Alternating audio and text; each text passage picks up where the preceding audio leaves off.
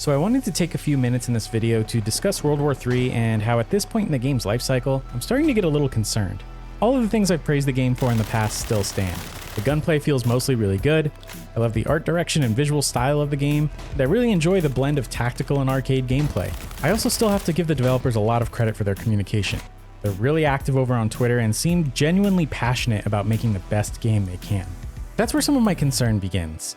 The developers made the decision to delay the open beta some time ago, and I do feel that was the correct decision. Thankfully, they received a lot of support from the community, and it's a tough call to make. But we're now in May, and as far as I know, there hasn't been a new release date announced for the open beta. In addition to this, the vast majority of the communication about the game through official channels comes in the form of server maintenance updates, gameplay tips, and a few memes here and there.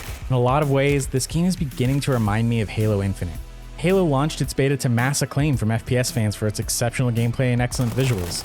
But as time went on, its sparse content and problematic progression system became a huge thorn in the game's side.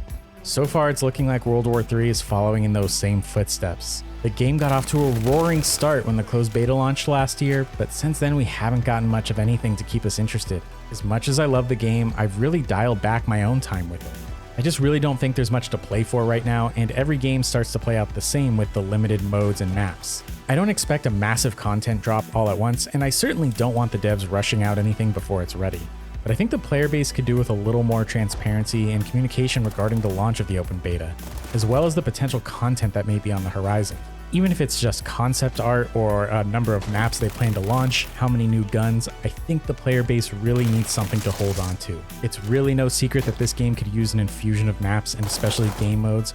Right now, everything is starting to play the same. Plus, the progression could really use some changes, at least in the closed beta, since the launch of the open beta will reset all the progress. Leveling right now is truly a grind, and it would be super cool for newer players to the closed beta to just be able to breeze through the levels and have all of the guns and attachments at their disposal, so they can really get a taste of what this game is all about. I'm afraid that World War III might be missing their golden opportunity here. Battlefield 2042 has been significantly improving with each update, and Season 1 is rumored to be launching in June with some new content and the start of the much requested map updates. DICE have also committed to heavily reworking specialists, and the fan favorite portal modes Flashback Conquest and Infantry Conquest have become permanent in the featured rotation.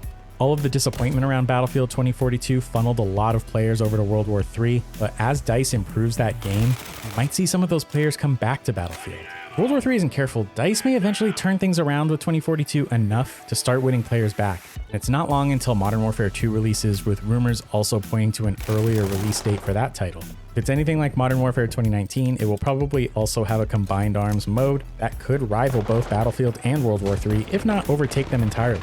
I really hate to see World War III fall by the wayside. It has so much potential, and its presence can serve as some much needed competition in what's been a struggling multiplayer FPS space for the last couple of years. But I'm really afraid that if the developers don't make something happen soon, World War III might end up being a flash in the pan that never gets the traction it deserves. Unfortunately, they are indie developers, and they don't have the resources and the pure mass of employees to make rapid changes on the game.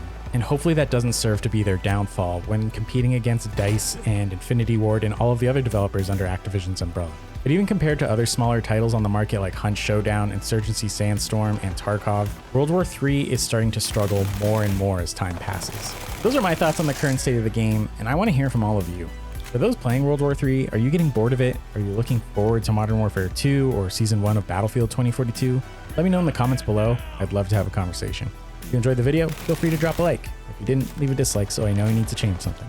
Subscribe if you're new. I'll see you all in the next video.